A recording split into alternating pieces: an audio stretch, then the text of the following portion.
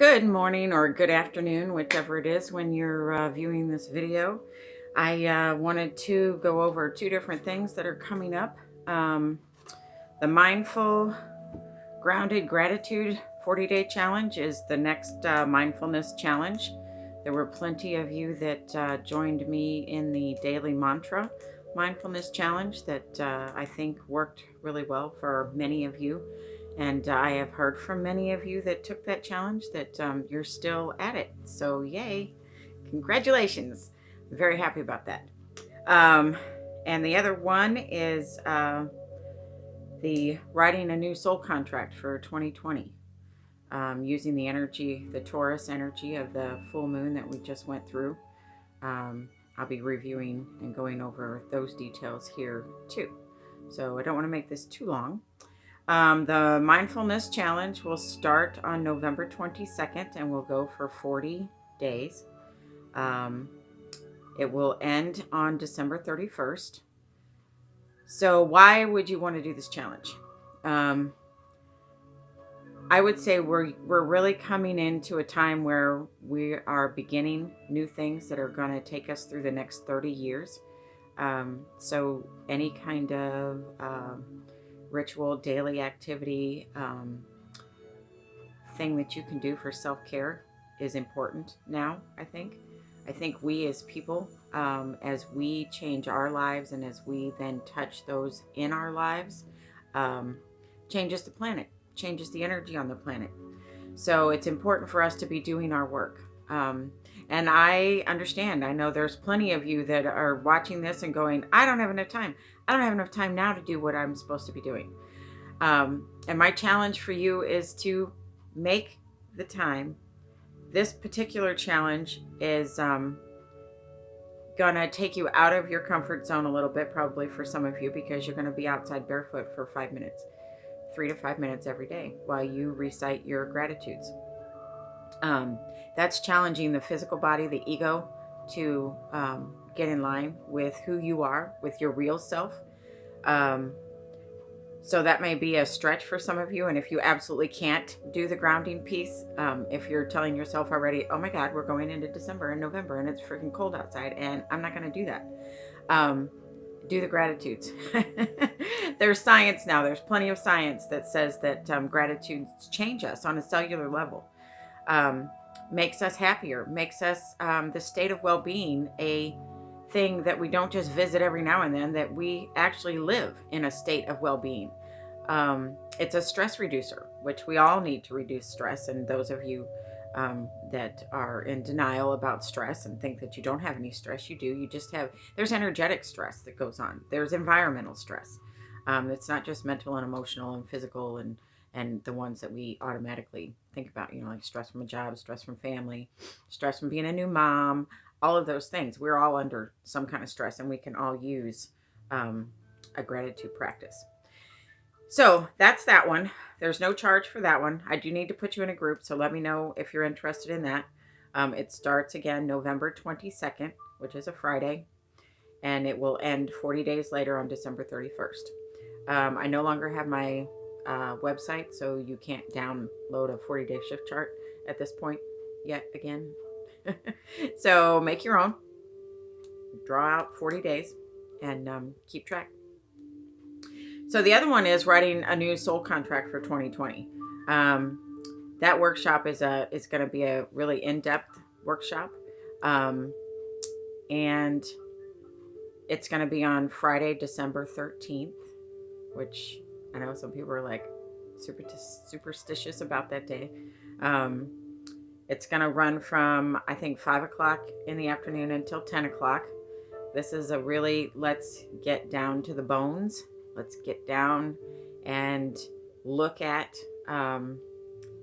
your life as it's been up till now, and what's worked and what's not worked. You need to let go of the good stuff as well as the bad stuff, in my opinion. That's how I teach my clients, so that you can make room for the new. If your cup is full of all the good stuff that you've had from here back until you were born, there's no room for the stuff that's coming. So you need to release the good as well as the bad. And you may not have any bad. And you may not have any good. You may have all bad. So you really want to do a rewrite of your soul contract. And your soul contract is between you and you and your soul, you and God, you and spirit, you and the universe, however your spiritual life is right now. And it's a lot of intention writing. And if you followed the astrology stuff, it's time. There are real solid things ending this year, coming up right now. And this whole year has been a year of transformation for people, and a year of really letting go of stuff. No more dragging up the past. No more dragging stuff with you that just doesn't serve your highest good. And so now is a really good time. I was listening to Molly McLeod, and that she's gonna McCord, I think it's McCord, that video, and that's going to be a prerequisite to taking this workshop. You need to listen to that. And I think I'm only going to have 12 people, so that we have plenty of time, because I want you to have a period of time, like 20 minutes, to just kind of encapsulate your life up to this point. What has happened to you? What are all the things that have gone on in your life that are really no longer serving you? This is a final time to be witnessed by other people, and it's open to men and women, to set that down and be done, and to set the stage for what's coming. I would like us to, we're going to do a sketch of a vision board that you will do outside of this workshop, because there's no time to do the whole thing. So we're going to make a sketch of a goal board and a vision board that I want you guys to do outside once you get done with the workshop on the 13th. We're also going to pick focus cards for the year. And if you choose to, pick a focus card for the next 30 years. What's coming in the next 30 years? I will be 85 in 30 years. I trust I am still on this planet and still living and breathing and not suffering and free of all of the autoimmune issues that I'm trying to reverse. So there's a lot. We're going to do 2 different meditations in that workshop. We're going to be doing some shamanic drumming and rattling. If you don't own your own rattle, I own several. This is one of my favorites that I have in my workshop room here. And then this is another one. Aileen Sandoval had gifted me with this, and I love it. I love them. If you don't have your own personal rattle and you are planning on taking that workshop, I advise you to get one. And you don't have to get caught up in, oh, I don't know where to find one, or I need to be able to hold it. And you can energetically look online on the internet and know which rattle is for you. People in the drumming community and you know, they say you have to feel the drum, you have to hold the drum. Some people absolutely have to, but I'm telling you, you don't have to. You can tune in energetically and know. So you can look online, and then there's places, the Enchanted Attic down in St. Charles on St. Charles Main Street, Mystic Valley, Pathways, I think is still open, is another one, in St. Louis. Yeah, I would like a store out here that has all the things I want. Smudge sticks and rattles and crystals and fans. There's a workshop I want to do about making a feather fan for smudging. Anyway, try and keep this under 10 minutes. We're up to 9 minutes. So, yeah, a lot is ending right now. And your job in all of that, what I try to do with clients is give them a how-to. Not just, I don't want you to come to a workshop and then go home and don't integrate it. I really, really want my clients to integrate what they're doing so that they can change their lives. So it's your job in something like this to have the ending, set it down, and then do due diligence. When something comes up and you've done the work to set it down, you just tell yourself, no, I've set that down. I'm not ruminating on that anymore. I'm not going to focus on that anymore. Say you have a financial thing around money. If you've done the work, then set it down and leave it alone and get into the flow of abundance and bringing money to you, instead of always thinking, I don't have enough money. I don't have enough money. I don't have enough money. In this workshop, we're really going to go into thoughts and how important thoughts are Joe Dispenza's work, Bruce Lipton's work. It's really important what you're telling yourself every day. If you get up every morning and say, "Oh my God, I hate going to work," you're going to hate going to work. The universe can only support you in what you tell it. And when you say, "I hate going to work," then you're going to hate going to work. Things will show up, things will manifest, so that you hate going to work. If you have a spouse that you're having issues with, "God, I wish he would just do this," or "I wish she would just do that," then that's going to be the focus instead of focusing on what they are doing.